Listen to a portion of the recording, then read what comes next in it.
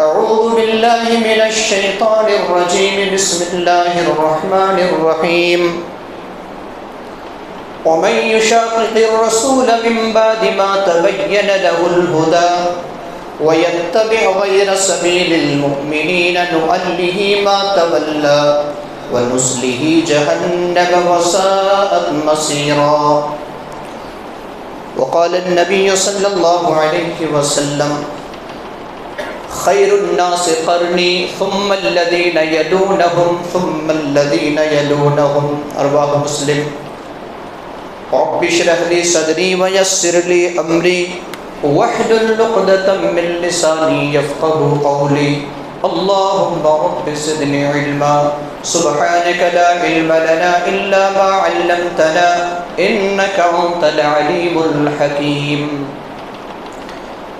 گواہ دی ہم نے جو اسلاف سے میراث پائی تھی، گواہ دی ہم نے جو اسلاف سے میراث پائی تھی، ثریا سے زمین پر آسمان نے ہم کو دے مارا. معزز حاضرین جمعہ، بزرگوں، نوجوان ساتھیوں، عزیز بچوں، پردہ نشین خواتین اسلام، ماں اور بہنوں، آج کے اس مبارک گھڑی میں خطبہ جمعہ کا عنوان ہے فضائل صحابہ رضوان اللہ علیہم اجمعین. صحابہ اکرام کی کیا فضیلتیں ہیں، انشاءاللہ اختصار کے ساتھ میں آپ کے سامنے کتاب و سنت کی روشنی میں بیان کرنا چاہوں گا. اس عنوان کو بیان کرنے کا مقصد یہ ہے کہ جب محرم کا مہینہ شروع ہوتا ہے اور اس مہینے میں بہت سے خرافات، بدعات اور شرک جیسے عظیم گناہوں کو انجام دیا جاتا ہے، اسی جگہ پر صحابہ جیسی عظیم ہستیوں کو اہل گلوز سے نوازا جاتا ہے. روافض اور شیعہ یہ ان کا مرکزی عنوان ہے کہ صحابہ اکرام کو کافر کہا جائے، انہیں برا بھلا کہا جائے.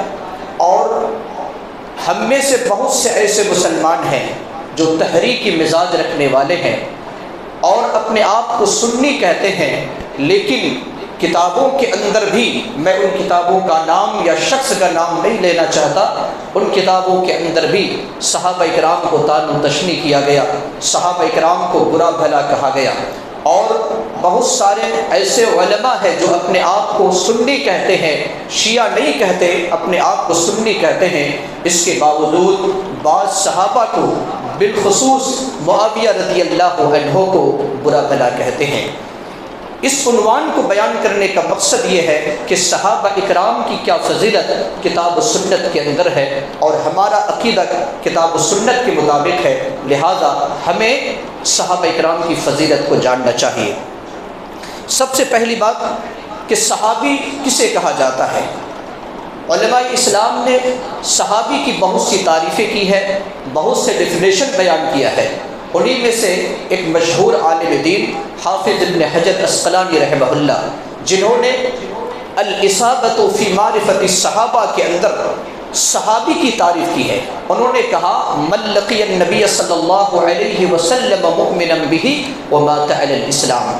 صحابی وہ خوش نصیب انسان ہے جس نے نبی صلی اللہ علیہ وسلم سے ایمان کی حالت میں ملاقات کی اور اس آدمی کی وفات حالت اسلام پر ہوئی. یعنی ایمان کی حالت میں نبی صلی اللہ علیہ وسلم سے ملاقات کرنا اور ایمان کی حالت میں اس زندگی سے رخصت ہونا، وہ خوش نصیب انسان صحابی ہے. آئیے ہم صحابی کے بارے میں یا صحابہ کے بارے میں کتاب و سنت کے اندر جو اختصار کے ساتھ بیان کرنا چاہتا ہوں وہ باتیں کیا ہے. سب سے پہلی بات تو یہ ہے کہ صحابہ اکرام وہ مقدس جماعت ہے جن کی تعریف اللہ تبارک و تعالیٰ نے خود اپنے آخری کتاب کے اندر کی ہے. صحابہ اکرام وہ مقدس جماعت ہے جو وحی الہی کے سب سے پہلے مخاطب تھے. یعنی جب بھی آپ قرآن پڑھیں گے اور قرآن کے اندر یہ آیت پڑھیں گے یا ایھا الذین آمنو، اس سے مراد صحابہ اکرام ہے، بعد میں ہم اور آپ ہیں. کیونکہ جس وقت قرآن کا نزول ہو رہا تھا اس وقت کوئی اور جماعت نہیں بلکہ صحابہ اکرام کی جماعت تھی. صحابہ اکرام وہ جماعت ہے جو ہمارے پیارے رسول صلی اللہ علیہ وسلم کو اپنی آنکھوں سے دیکھا۔ صحابہ اکرام وہ مقدس جماعت ہے جنہوں نے ایک ایک سنت کو یاد کیا اور امت تک پہنچایا۔ صحابہ اکرام وہ جماعت ہے جنہوں نے دین اسلام کی خاطر وقت کی، مال کی اور جان کی قربانیاں دی۔ صحابہ اکرام وہ جماعت ہے جن کا ذکر خیر تورات اور انجیل کے اندر بھی اللہ تبارک و تعالیٰ نے بیان کر دیا ہے۔ یہ مختصراً صحابہ اکرام کے بارے میں نے آپ کے سامنے بیان کیا۔ اب آئیے ہم دیکھتے ہیں کہ قرآن کے اندر اللہ تبارک و تعالیٰ نے کون کون سی آیتیں بیان کی ہیں۔ یوں تو بہت ساری آیتیں ہیں۔ آج ہم اور آپ کسی آدمی کو متقی کہتے ہیں ان کا لباس دیکھ کر، ان کے کہنے کے انداز دیکھ کر، ان کے اخلاق کو دیکھ کر ہم ان کے دل کو نہیں جانتے، لیکن جب ہم قرآن پڑھتے ہیں تو اللہ تبارک و تعالیٰ صحابہ اکرام کی تعریف جو کی ہے، صحابہ اکرام کو جسرت اور سرٹیفکیٹ سے نوازا ہے، وہ تقویٰ کی بنیاد پر۔ اور اللہ تبارک و تعالیٰ نے کہا اولئک الذین امتحن اللہ قلوبہم للتقویٰ، یہ صحابہ اکرام کی تعریف ہے۔ ہم کسی کے لباس، کسی کے عمل کو دیکھ کر کہتے ہیں کہ متقی ہے، بڑا اچھا انسان ہے۔ اللہ کہتا ہے کہ ہم نے ان کے دل کو دیکھ کر کہا کہ بڑے اچھے انسان ہیں۔ اللہ رب العالمین نے کہا کہ ان کے لیے ہم نے مغفرت اور اجر عظیم کا اعلان کیا ہے۔ صحابہ اکرام کی تعریف میں اللہ تبارک و تعالیٰ نے سورہ توبہ آیت نمبر 100 میں ارشاد فرمایا۔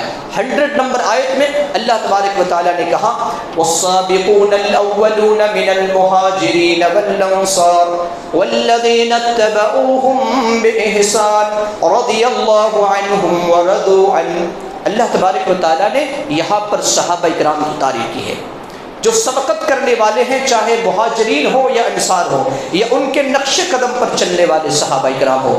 اللہ رب العالمین نے ان کے لیے مغفرت کا اعلان کیا، ان کے لیے اپنی رضامندی کا اظہار کیا اور کہا کہ رضی اللہ عنہ، رضی اللہ عنہم ورضوا عنہ، یعنی اللہ رب العالمین ان سے راضی اور صحابہ اکرام بھی اللہ سے راضی۔ تو اس سے بڑی سند اور کیا ہو سکتی ہے؟ سورہ توبہ کے اندر اللہ رب العالمین نے 117 نمبر آیت میں اللہ تبارک و تعالیٰ نے صحابہ اکرام کی مقدس جماعت کی بڑی اچھی تعریف کی ہے۔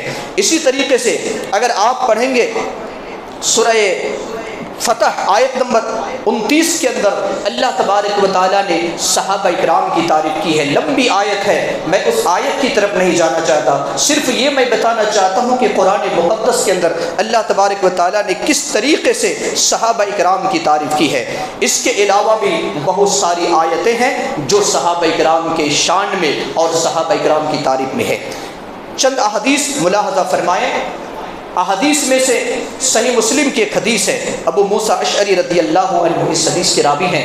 صحیح مسلم حدیث نمبر 2531 کے اندر آپ صلی اللہ علیہ وسلم نے کیا فرمایا کہ النجوم امنۃ للسماء فاذا ذهبت النجوم اتى السماء بما توعد، یعنی آسمان اس وقت تک باقی ہے جب تک ستارے باقی ہیں۔ آگے فرمایا وَأَنَا أَمَنَةٌ لِأَصْحَابِي، اور میں امان ہوں اپنے صحابہ کے لیے۔ فَإِذَا ذَهَبْتُ أَتَى أَصْحَابِ مَا يُوعَدُونَ، صحابہ اکرام کے پاس وہ وقت آئے گا میرے جانے کے بعد جس کا ان سے وعدہ کیا جاتا ہے، یعنی بڑے بڑے فتنے اور آزمائشیں ٹوٹ پڑیں گے۔ اس کے بعد آپ صلی اللہ علیہ وسلم نے فرمایا وَأَصْحَابِي أَمَنَةٌ لِأُمَّتِي، اور میری امت کے لیے صحابہ امان ہے۔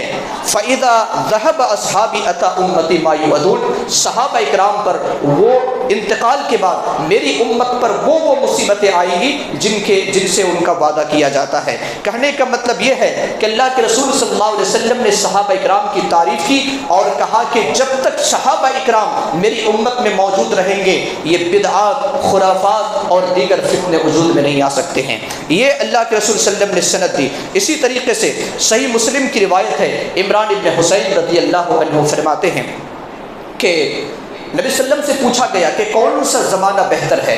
آپ صلی اللہ علیہ وسلم نے فرمایا خیر الناس قرنی ثم الذین یلونہم ثم الذین یلونہم، سب سے بہترین زمانے کے لوگ وہ لوگ بہتر ہیں جو میرا زمانہ ہے، اس کے بعد جو میرا صحابہ کا زمانہ ہے، اس کے بعد جو تابعین کا زمانہ ہے، یعنی ایک ایک صدی کا آپ نے ذکر کیا اور کہا کہ سب سے بہترین یہ لوگ ہیں۔ اس سے بھی کیا پتہ چلتا ہے کہ صحابہ اکرام کی تعریف اللہ کے رسول صلی اللہ علیہ وسلم نے کی ہے۔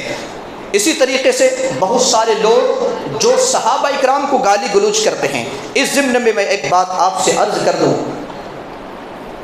شیخ الاسلام ابن تیمیہ رحمہ اللہ کا قول ہے، شیخ الاسلام ابن تیمیہ رحمہ اللہ کا قول ہے کہ یہودی و نصارہ روافض پر یعنی شیعوں پر دو باتوں میں انہیں فضیلت ہے۔ گویا کہ شیعوں سے، روافض سے یہود و نصارہ کو دو باتوں پر انہیں فضیلت دی ہے۔ کہا کہ ان دو باتوں کی بنیاد پر روافض اور شیعوں سے زیادہ یہود و نصارہ ہے۔ اس کی وجہ کیا ہے؟ اس کی وجہ لکھتے ہیں شیخ الاسلام ابن تیمیہ رحمہ اللہ، فرماتے ہیں کہ آپ کسی یہودی سے پوچھیں کہ تم میں سب سے اچھا انسان کون ہے، سب سے اچھا انسان کون ہے، تو ہر یہودی یہی کہے گا کہ موسیٰ علیہ السلام کے ساتھی سب سے اچھے ہیں۔ سب سے اچھے پہ کون؟ موسیٰ علیہ السلام کے ساتھی۔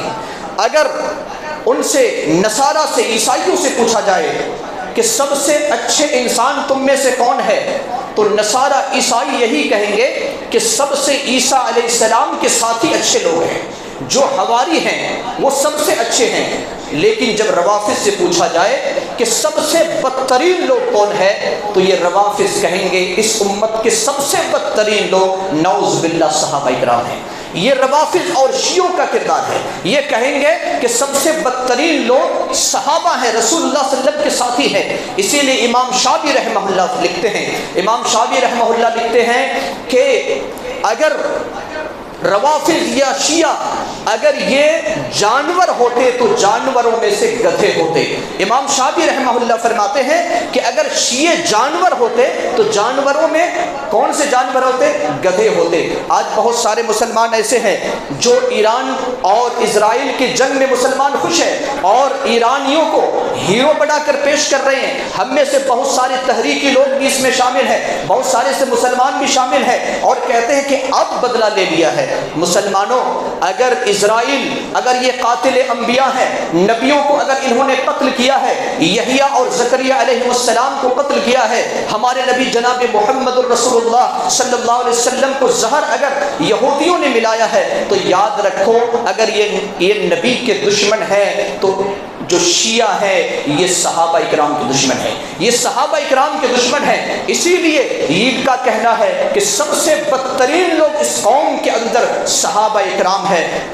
نعوذ باللہ من ذالک۔ آج ہم اور آپ کہتے ہیں کہ دنیا کا ہیرو ہے، یاد رکھو یہ مسلمانوں کی کوئی لڑائی نہیں تھی، اپنا مقابلہ، اپنا انتقام تھا۔ جو ان کے لوگوں کو مارا گیا انہوں نے ان پر مارا۔ اور یاد رکھیں اگر اسرائیل نے اگر ہزاروں مسلمانوں کو مارا ہے تو ان اسرائیل کے اس پر آپ خوش فہمی نہ رہیں کہ ایرانیوں نے بدلہ لیا ہے، بلکہ ایرانیوں نے لاکھوں سنی مسلمانوں کو بھی قتل کیا ہے، شہید کیا ہے، یہ تاریخ گواہ ہے۔ لہذا صحابہ اکرام کو کے جو دشمن ہیں وہ کبھی مومن کو یا صحیح مسلمان کے یا سنی مسلمان کے کبھی دوست نہیں ہو سکتے، کبھی حامی اور مددگار نہیں ہو سکتے۔ اس غلط فہمی کو اپنے ذہن سے نکال لیں، کیونکہ یہ صحابہ اکرام کو باقاعدہ گالی دیتے ہیں۔ جب کوئی شیعہ مذہب کو اپناتا ہے، ابو بکر فی النار، عمر فی النار، عثمان فی النار، یہ کلمے پڑھائے جاتے ہیں۔ آج ہم نہیں جانتے کہ ان کو جہنمی کہا جاتا ہے، جن کو اللہ کے رسول صلی اللہ علیہ وسلم نے جنت کی سرٹیفکیٹ دیا انہیں یہ جہنمی کہتے ہیں۔ اللہ کے رسول صلی اللہ علیہ وسلم کیا فرماتے ہیں؟ صحیح بخاری کی روایت ہے 2541 نمبر کی حدیث، آپ صلی اللہ علیہ وسلم نے فرمایا لا تسبوا اصحابی، لا تسبوا اصحابی۔ نبی کو معلوم تھا کہ میرے زمانے میں کچھ ایسے لوگ ہوں گے جو صحابہ اکرام کو گالی گلوچ کریں گے، آپ نے فرمایا لا تسبوا اصحابی، میرے صحابہ کو گالی گلوچ مت کرو، فوالذی نفسی بیدی، اس ذات کی قسم جس کے ہاتھ میں میری جان ہے، لو ان احدکم انفق مثل احد ذهبا، اگر تم سونے احد پہاڑ کے برابر بھی میری راہ میں خرچ کرو، ما بلغ مد احدہم ولا نصیفا، تو ان کے ایک مد یا آدھے مد کے برابر بھی تم نہیں پہنچ سکتے۔ اگر تم 1-2 تولے نہیں بلکہ احد پہاڑ کے برابر بھی سونے کو تم خرچ کر دیے، اور ہمارے صحابہ نے 1 آنا یا آدھے آنا بھی خرچ کیا ہے، 1 مد یا آدھا مد بھی خرچ کیا ہے، تو یاد رکھو کہ اس کے برابر تم نہیں پہنچ سکتے۔ اللہ کے رسول صلی اللہ علیہ وسلم نے اپنی امت کو اس بات کی طرف توجہ دلائی اور کہا کہ صحابہ اکرام وہ مقدس جماعت ہے جس کو اللہ نے کہا کہ میں اس سے راضی ہو گیا۔ حضرات غرامی قدر، فضائل صحابہ میں انصار کے جو انصار مدینہ ہے ان کی الگ فضیلت ہے، جو اہل بدر ہے ان کی الگ فضیلت ہے، جو اہل احد ہے ان کی الگ فضیلت ہے، بیعت رضوان ہے ان کی الگ الگ فضیلت ہے۔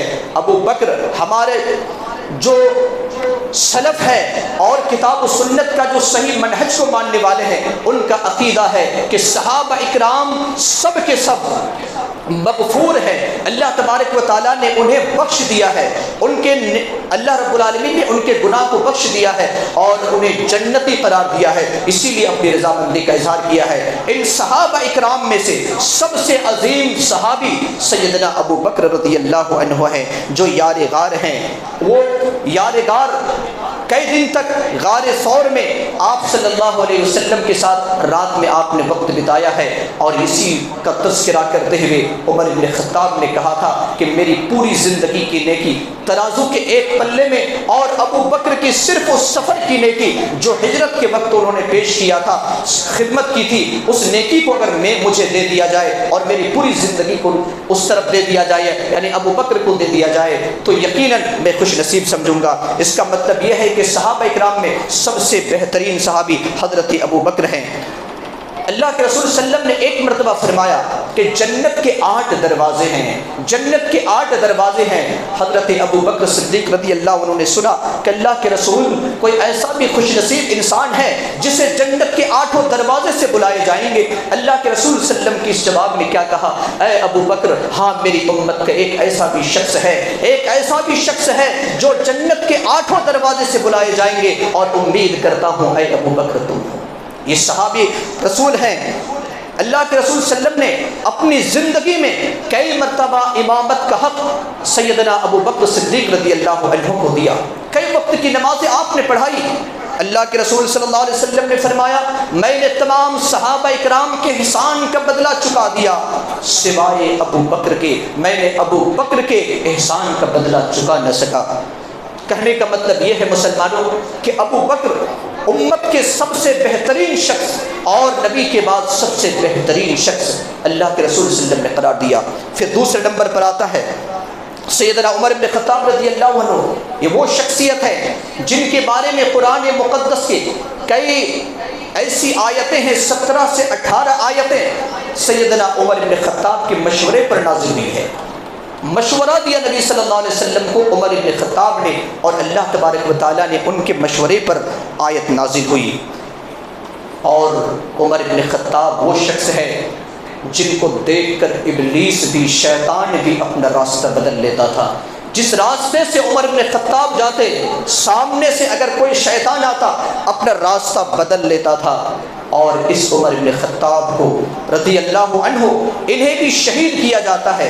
ان کی بھی موت عام موت نہیں ہوتی، بلکہ محرم مہینے کی پہلی تاریخ کو انہیں شہید کر دیا جاتا ہے۔ اس کے بعد سیدنا عثمان ذو النورین کی باری آتی ہے، سیدنا عثمان ذو النورین کی باری آتی ہے رضی اللہ عنہ۔ ان کا ہم کیا ذکر کر سکتے ہیں، تذکرہ کر سکتے ہیں۔ سیدنا عثمان ذو النورین رضی اللہ عنہ یہ وہ ہیں جس کے بارے میں صحیح بخاری کی روایت ہے، سیدہ عائشہ رضی اللہ عنہ فرماتی ہیں کہ میں ایک دن اپنے حجرے میں بیٹھ کر تھی اور نبی صلی اللہ علیہ وسلم بیٹھے ہوئے تھے، اور آپ کا جو پنڈلی کا کپڑا تھا وہ اوپر تھا، پنڈلی کھلی ہوئی تھی۔ سب سے پہلے ابو بکر رضی اللہ عنہ اجازت مانگتے ہیں، اللہ کے رسول میں اندر آ سکتا ہوں؟ اجازت مل جاتی ہے۔ آپ اسی حالت میں رہتے، اسی کیفیت میں رہتے ہیں۔ پھر کچھ دیر کے بعد سیدنا عمر بن خطاب رضی اللہ عنہ آتے ہیں اور اجازت مانگتے ہیں۔ آپ پر کوئی حرکت نہیں ہوتی، عمر کو بھی اجازت مل جاتی ہے اور داخل ہو جاتے ہیں حجرے میں۔ کچھ دیر کے بعد سیدنا عثمان رضی اللہ عنہ تشریف لاتے ہیں، اجازت مانگتے ہیں۔ اللہ کے رسول صلی اللہ علیہ وسلم اپنے کپڑے کو ڈھانک لیتے ہیں، اپنے پنڈلی کو ڈھانپ لیتے ہیں۔ جب مجلس ختم ہو جاتی ہے چلے جاتے ہیں۔ اللہ کے رسول صلی اللہ علیہ وسلم سے میں نے پوچھا، عائشہ رضی اللہ عنہا کہتی ہیں کہ میں نے نبی صلی اللہ علیہ وسلم سے پوچھا کہ ابو بکر آئے، آپ نے پنڈلی کو نہیں ڈھانکا، حضرت عمر آئے، آپ نے پنڈلی کو نہیں ڈھانکا، لیکن جب عثمان آئے تو آپ نے اپنی پنڈلی کو کیوں ڈھانپ لیا؟ اللہ کے رسول صلی اللہ علیہ وسلم نے فرمایا، میں اس آدمی سے، اس شخص سے کیوں نہ حیا کروں، کیوں نہ شرم کروں جس سے فرشتے بھی حیا کرتے ہیں۔ یہ حضرت عثمان رضی اللہ عنہ غزوہ تبوک میں جب انہوں نے اپنے قربانیوں کو پیش کیا، آج مسجد نبوی میں جو نماز پڑھتے ہیں ان کو معلوم ہے جب توسیع کی باری آتی ہے، جب توسیع کی باری آئی کہ ہمیں زمین خریدنی ہے، عمر حضرت عثمان رضی اللہ عنہ نے اپنی قربانی پیش کی۔ مدینہ میں کنواں انہوں نے خرید کر کے وقف کر دیا مسلمانوں کے نام پر، اور جب غزوہ تبوک کی باری آئی تو حضرت عثمان رضی اللہ عنہ نے بڑی عظیم قربانی کو پیش کیا، اور آپ صلی اللہ علیہ وسلم نے ان کی قربانی کو دیکھ کر کیا کہا تھا؟ ما ضر عثمان ما عمل بعد اليوم، اے عثمان جاؤ، آج کے بعد تمہیں جو عمل کرنا ہے کر لو، آج کے بعد اگر تم کچھ بھی عمل نہیں کرو گے تمہیں جنت میں جانے سے کوئی نہیں روک سکتا۔ یہ حضرت عثمان رضی اللہ عنہ کو اس طریقے سے آپ جنت کی سند دیتے ہیں، لیکن یہ روافض جو نام کے مسلمان ہیں یہ صحابہ اکرام کو گالی گلوچ کرتے ہیں۔ اسی طریقے سے سیدنا علی رضی اللہ عنہ جو ان کی فضیلت بیان کرنے کے لیے اتنا ہی کافی ہے کہ یہ فاتح خیبر ہیں، ان کی فضیلت کو بیان کرنے کے لیے اتنے ہی کافی ہیں کہ نبی صلی اللہ علیہ وسلم کے داماد ہیں، سیدنا حسن اور حسین کے والد محترم ہیں، سیدہ فاطمہ رضی اللہ عنہا کے شوہر ہیں، ان کے ہم کیا فضیلت بیان کر سکتے ہیں؟ کہنے کا مطلب یہ ہے مسلمانوں کہ صحابہ اکرام کی عظیم فضیلتیں اللہ تبارک و تعالیٰ نے اور نبی صلی اللہ علیہ وسلم نے خود بیان کیا ہے۔ جہاں تک باری آتی ہے بطور خاص سیدنا معاویہ رضی اللہ عنہ کی، چونکہ ہمارے سنی اور تحریکی پسند لوگ جو اپنی کتابوں کے اندر لکھتے ہیں ان میں سے معاویہ رضی اللہ عنہ کو بھی تنقید کا نشانہ بنایا جاتا ہے، اور ایک مشہور عالم دین ہمارے ہندوستان کے سنی عالم انہوں نے معاویہ رضی اللہ عنہ کی تنقید کی ہے۔ سنیے صحیح مسلم کی روایت، صحیح بخاری کی روایت، ابو ملیکہ رحمہ اللہ کیا فرماتے ہیں؟ ایک دن کا واقعہ ہے، اوتر معاویہ تو بعد العشاء برکعۃ، ایک دن معاویہ رضی اللہ عنہ نے عشاء کے بعد ایک رکعت وتر پڑھی۔ یہ صحیح بخاری 3764 نمبر کی حدیث ہے۔ معاویہ رضی اللہ عنہ نے وتر کی ایک رکعت نماز پڑھی۔ ہم میں سے بہت سارے ایسے لوگ ہیں جو کہتے ہیں کہ ایک رکعت وتر نہیں ہے، صحیح بخاری کی روایت، معاویہ رضی اللہ عنہ نے ایک رکعت وتر کی نماز ادا کی عشاء کے بعد۔ وَعِنْدَهُ مَوْلًى لِابْنِ عباس، اور معاویہ کے پاس ابن عباس رضی اللہ عنہ کا ایک غلام موجود تھا، غالباً ان کا نام قریب تھا، وہ موجود تھا۔ اب انہوں نے جا کر فَأَتَى ابن عباس، اپنے آقا اپنے مالک ابن عباس رضی اللہ عنہما کے پاس آئے اور پورا واقعہ بیان کیا کہ معاویہ رضی اللہ عنہ نے ایک رکعت وتر پڑھی ہے۔ ابن عباس جو فقیہ اسلام ہے، جو مفسر قرآن ہے، جس کے بارے میں اللہ کے رسول صلی اللہ علیہ وسلم نے خاص دعا کی، وہ معاویہ رضی اللہ عنہ کے بارے میں کیا کہتے ہیں؟ فقال دعه، کہا کہ اسے چھوڑ دو، فإنه قد صحب رسول اللہ صلی اللہ علیہ وسلم، فقط صحب رسول اللہ صلی اللہ علیہ وسلم، یہ رسول اللہ صلی اللہ علیہ وسلم کے ساتھی ہیں، انہیں چھوڑ دو، ان کے یہ جو ساتھی ہیں وہ کوئی عام انسان کے نہیں بلکہ نبی صلی اللہ علیہ وسلم کے ساتھی ہیں۔ اگلی روایت کے اندر ہے اصاب انہ سنت، اصاب انہ فقیہ، یعنی انہوں نے درست عمل کیا ہے کیونکہ وہ ایک فقیہ ہے، وہ ایک دین کا جاننے والا ہے، ایک کتاب و سنت کا جاننے والا ہے، کوئی عام انسان نہیں ہے۔ ذرا آپ لوگ آگے آ جائیے سامنے۔ اللہ کے رسول صلی اللہ علیہ وسلم کے صحابی کے بارے میں ابن عباس رضی اللہ عنہ نے کیا کہا؟ اصاب فإنہ فقیہ، یہ فقیہ ہے، یہ کوئی عام انسان نہیں ہے بلکہ یہ بہت سمجھدار انسان ہے، کتاب و سنت کا ماننے والا ہے، کتاب و سنت کا جاننے والا ہے۔ اسی لیے امام حسن بصری رحمہ اللہ فرماتے ہیں، امام حسن بصری رحمہ اللہ فرماتے ہیں، لعنت ہو جو معاویہ پر لعنت بھیجے، لعنت ہو ان پر جو سیدنا معاویہ رضی اللہ عنہ پر لعنت بھیجے۔ سنی عالم شیعہ کو تو ہم چھوڑ دیتے ہیں، جن کو امام شافعی رحمہ اللہ نے فرمایا تھا کہ یہ اگر جانور ہوتے تو گدھے ہوتے، کیونکہ یہ صحابہ اکرام کے گستاخ ہیں، صحابہ اکرام کو کافر کہنے والے ہیں۔ لیکن سنی عالم جو اپنے آپ کو بڑے عالم کا دعویٰ کرتا ہے، وہ بھی معاویہ رضی اللہ عنہ کو اس مہینے میں نشانہ تنقید بناتا ہے اور ان کی فضیلت کی توہین کرنے کی کوشش کرتا ہے۔ مسلمانوں، اللہ کے رسول صلی اللہ علیہ وسلم نے جب یہ فرمایا تھا کہ میری امت 73 فرقوں میں بڑھ جائے گی، ایک فرقہ جنت میں، باقی 72 جہنم میں، اللہ کے رسول صلی اللہ علیہ وسلم نے فرمایا تھا، جب یہ فرمایا صحابہ کرام نے کہا اللہ کے رسول وہ کون سا فرقہ ہے، وہ کون سی جماعت ہے؟ آپ نے فرمایا ما انا علیہ و اصحابی، جس پر میں اور میرے صحابہ ہے۔ آپ نے صحابہ کرام کی جماعت کو اللہ کے رسول صلی اللہ علیہ وسلم نے جنتی جماعت بتایا، آج کا عالم کہتا ہے کہ یہ جہنمی ہے۔ اسی طریقے سے اللہ کے رسول صلی اللہ علیہ وسلم نے ایک مرتبہ لمبی تقریر کی اور آپ صلی اللہ علیہ وسلم نے کہا کہ تم میں سے جو زندہ رہے گا بہت سے اختلاف دیکھے گا، ایسے وقت پر تم کیا کرنا، میری سنت کو اور میرے خلفاء راشدین اور جو صحابہ ہیں ان کی سنت کو، ان کے نقش قدم پر چلنا اور بدعت سے بچتے رہنا، کیونکہ بدعت گمراہی ہے۔ اللہ کے رسول صلی اللہ علیہ وسلم نے یہاں بھی صحابہ اکرام کے راستہ کو سیدھا صراط مستقیم بتایا۔ اسی طریقے سے اللہ تبارک و تعالیٰ نے سورہ بقرہ آیت نمبر 137 کے اندر اللہ رب العالمین نے ہم سے کہا کہ اگر تم بھی ایمان لاؤ اسی طریقے سے جس طریقے سے صحابہ اکرام نے ایمان لایا تو تم ہدایت پر رہو گے ورنہ جہنم میں جاؤ گے۔ اللہ تبارک و تعالیٰ نے سورہ نساء آیت نمبر 115 میں فرمایا ہے کہ اگر کوئی مومن کے راستہ کو چھوڑ کر کے، یعنی مومن جس وقت صحابہ اکرام موجود ہیں، صحابہ اکرام مومن ہیں، کہا کہ جو صحابہ اکرام کے راستے کو چھوڑ کر جاتا ہے ہم اسی راستے پر چلاتے ہیں، انہی کے راستے پر چلاتے ہیں، یہاں تک کہ ہم اسے جہنم میں داخل کرتے ہیں جو بدترین ٹھکانہ ہے۔ لہذا مسلمانوں، ہمارا عقیدہ صحابہ اکرام کے بارے میں کہ اللہ تبارک و تعالیٰ نے مغفرت کا اعلان کیا ہے، سب صراط مستقیم پر ہیں اور سب کے سب جنتی ہیں۔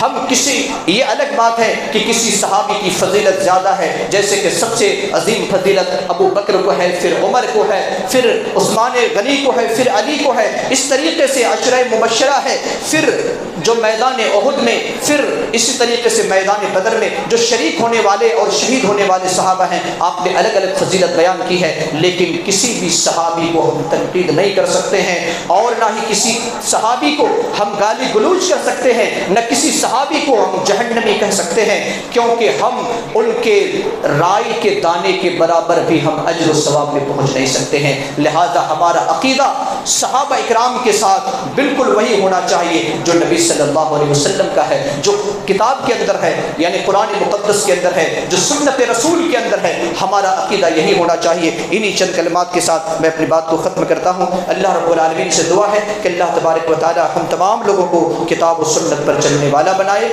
اور اللہ تبارک و تعالی صحابہ اکرام کی عظیم ہستی اور مقدس جماعت کی محبت کو اللہ رب العالمین ہمارے دلوں میں پیدا فرمائے، اور اللہ رب العالمین صحابہ اکرام کے نقش قدم پر چلنے والا بنائے۔ اے اللہ ہمارے گناہوں کی مغفرت فرما، ہماری حسنات کو قبول فرما لے۔ اے اللہ ہم میں سے جو بیمار ہے تو انہیں شفاء کاملہ اور صحت عاجلہ نصیب عطا فرما، ہمارے مرحومین اور مرحومات کی قبر کو نور سے منور فرما دے، انہیں جنت الفردوس میں اعلیٰ مقام نصیب عطا فرما۔ اے اللہ جو جس پریشان حال میں مبتلا ہے اے اللہ ان کی پریشانی کو دور فرما، ہمارے گناہوں کی مغفرت فرما، ہماری حسنات کو قبول فرما لے جب تک زندہ رہے ایمان اور اسلام پر، جب اپنے پاس بلا ایمان اور اسلام پر۔ بارک اللہ لنا ولکم فی القرآن العظیم ونفعنا وإياكم بالآيات والذكر الحكيم۔